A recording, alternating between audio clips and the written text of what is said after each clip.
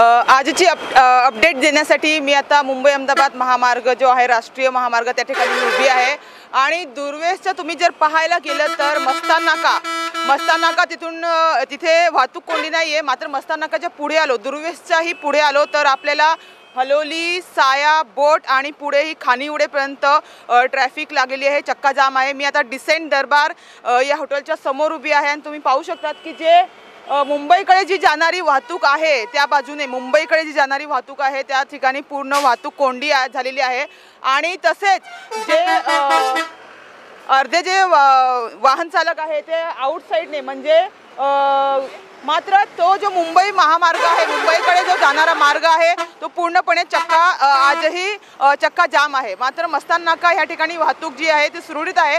मात्र तुम्ही जर पुढे आले तर दुर्वेशच्या पुढे जी आहे ती वाहतूक कोंडी जैसे थे आजही आहे। तर जो निर्मल इन्फ्रा जी कंपनी आहे त्यांच्याकडून हे जे रस्त्याचे काम सुरू आहे, NHAI ने निर्मल इन्फ्रा कंपनीला हे काम सोपवलेलं आहे आणि त्यांनी 10 वर्षाचा जो आहे कॉन्ट्रॅक्ट घेतलेला आहे। 10 वर्षामध्ये जर ह्या रस्त्याला काहीही झालं तर पूर्ण मेंटेनन्स, पूर्ण जबाबदारी निर्मल इन्फ्रा कंपनीची राहील असं सुद्धा सांगण्यात आलं आहे।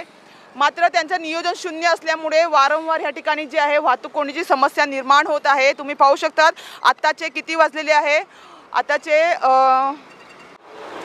आता दुपारचे 12 वाजलेले आहे आणि तुम्ही पाहू शकतात मी डिसेंट दरबार या हॉटेलच्या अगदी ह्या ठिकाणी उभी आहे आणि त्या ठिकाणी तुम्ही मुंबईकडे जी जाणारी लेन आहे ती बघा तुम्ही पूर्णपणे जाम आहे।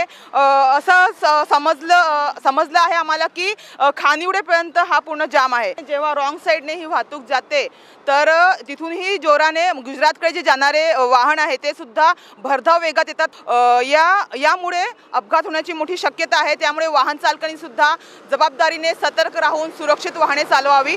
त्या ठिकाणी तुम्ही पाहू शकता की वाहतूक पोलीस सुद्धा आहे आणि ते जे आहे वाहतूक सुरळीत करण्याचा पूर्णपणे प्रयत्न करीत आहे।